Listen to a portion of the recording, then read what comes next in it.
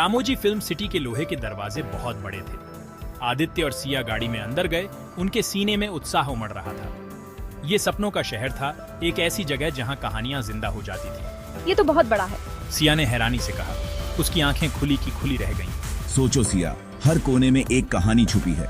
लेकिन कुछ कहानियां, उसके मन में एक आवाज आई, अनकही ही बेहतर है। जैसे जैसे वो अंदर जाते गए, हवा भारी होती गई। उनके आसपास एक अजीब सी खामोशी छा गई। आदित्य ने खुद को झिड़का। ये बस उसका वहम था या कुछ और? यहीं पर उन्होंने वो ग्रैंड मुगल महल फिल्माया था और उधर वो हॉन्टेड हवेली। हॉन्टेड? सच में? कहते हैं यहाँ उन एक्टर्स की सोलें भटकती हैं जो जवान ही मर गए। उनके साथ उनके सपने भी मर गए। आदित्य ने उपहास किया। उसे भूतों पर यकीन नहीं था, लेकिन उसकी रीढ़ की हड्डी में सिहरन दौड़ गई।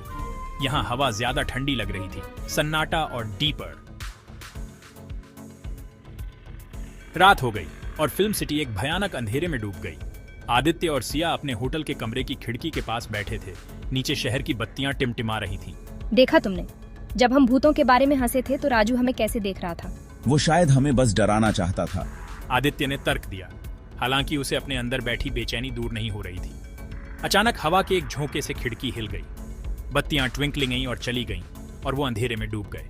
बस पावर कट होगा, आदित्य ने कहा। उसकी आवाज में तनाव था, लेकिन डर, ठंडा और चिपचिपा उसके दिल को जकड़े हुए था। रात के सन्नाटे को चीरती हुई एक खौफनाक चीख है कोई। सिया डर के मारे आदित्य की बाहों में सिमट गई। उसकी आंखें दहशत से फैली हुई थीं। वो क्या था? उसने फुसफुसाते हुए कहा। उसकी आवाज ट्रेम्बलिंग रही थी। आदित्य ने ध्यान से सुना। चीख फिर से आई, इस बार ज्यादा पास, एक अजीब सी पीड़ा से भरी हुई। उसे कमरे में एक ठंडी उपस्थिति महसूस हुई, कुछ अनदेखा, अनहर्ड। उसके रोंगटे खड़े हो गए। उसे अब यकीन हो गया था, ये सच था। अलौकिक पावरें दरवाजा खटखटा रही थी। भाग 5, खौफ की एक रात। तापमान गिर गया। एक बर्फीली हवा उनके चारों ओर घूमने लगी, जिसमें एक धीमी, दर्द भरी आवाज थी। कमरे में रखी चीजें उड़ने लगीं और दीवारों से टकरा गईं। डर के मारे एक कोने में दुबकी हुई। आदित्य जड़वत खड़ा था। उसका दिल उसकी छाती से बाहर आने को हो रहा था। तभी उनके मोबाइल फोन की ट्विंकलिंग ती रोशनी में उसने उसे देखा। कमरे के बीचों बीच एक परछाई उभरने लगी। ये एक औरत थी। उसके लंबे काले बाल उसकी पीठ पर बिखरे हुए थे। उसकी आंखें एक अजीब रोशनी से चमक रही थीं। दहशत, कच्ची और आदिम, उसके अंदर दौड़ गई। भाग 6, डर का सामना। भूतिया आकृति उनकी ओर मुड़ी। उसकी निगाहें आदित्य की निगाहों से मिली। उसे एक झटका लगा, एक अजीब सा कनेक्शन। उसे अब डर नहीं लग रहा था, बस उत्सुकता थी। तुम कौन हो? उसने पूछा। उसकी आवाज आश्चर्यजनक रूप से स्थिर थी। आकृति करीब आ गई। उसकी आवाज एक दर्द भरी फुसफुसाहट थी। लोग मुझे माया बुलाते हैं। मैं एक डांसर थी। जिंदगी से भरपूर स्टार बनने का सपना देखती थी। उसकी आवाज टूटे हुए सिसकियों में बदल गई। लेकिन किस्मत को कुछ और ही मंजूर था। आदित्य का दिल उसके लिए दुखी हुआ। उसने उसके दर्द, उसकी अधूरी ख्वाहिशों को महसूस किया। उसे उसकी मदद कर। भाग 7, एक प्रॉमिस। क्या हुआ था माया? आदित्य ने धीरे से पूछा। उसका डर करुणा में बदल गया था। मेरे साथ विश्वासघात हुआ। मेरे सपने छीन लिए गए। मेरी कहानी अधूरी रह गई। उसने विनती भरी निगाहों से उसकी तरफ देखा। मेरी कहानी बताओ आदित्य, मुझे आवाज दो। मुझे इस पीड़ा से लिबरेटी हाथ आओ। आदित्य ने उसकी दुखी आंखों में देखा और एक वादा किया। वह उसकी कहानी बताएगा। वह उसे शांति हार्टाएगा। दिन हफ्तों में बदल गए क्योंकि मैं माया के अतीत में उतर गया, जो एक महत्वाकांक्षी अभिनेत्री थी जिसकी बहुत कम उम्र में मृत्यु हो गई। उसकी दुखद कहानी का खुलासा किया। मैंने उसके जुनून, उसके साथ हुए विश्वासघात और उसके दुखद अंत के बारे में जाना। मैंने उसकी कहानी लिखने में अपना दिल और आत्मा लगा दी। उसकी यादों के साथ न्याय करने के लिए दृढ़ संकल्पित था। मैं उसके साथ खड़ी थी। मेरा शुरुआती डर पीड़ित आत्मा के लिए गहरी सहानुभूति में बदल गया था। हमने एक साथ अथक प्रयास किया, एक वादे और एक उद्देश्य से प्रेरित होकर। फिल्म की शूटिंग रामोजी फिल्म सिटी में हुई थी, उन्हीं सेट्स पर जहां माया ने कभी अपनी शोहरत के सपने देखे थे।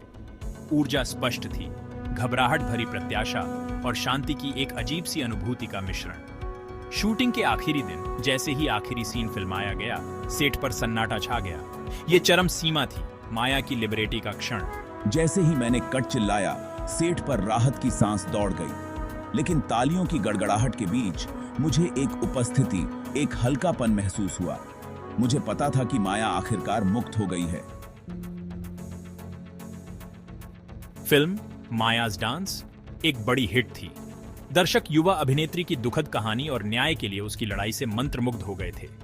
लेकिन इससे भी महत्वपूर्ण बात यह है कि आदित्य को असीम शांति का अनुभव हुआ। उसने माया से किया अपना वादा पूरा कर दिया था। उसने उसे आवाज दी थी, उसकी कहानी सुनाई थी और उसे उसके सांसारिक बंधनों से मुक्त कर दिया था। रामोजी फिल्म सिटी में भूतिया घटनाएं बंद हो गईं। हवा हल्की लग रही थी, सन्नाटा अब दमनकारी नहीं था।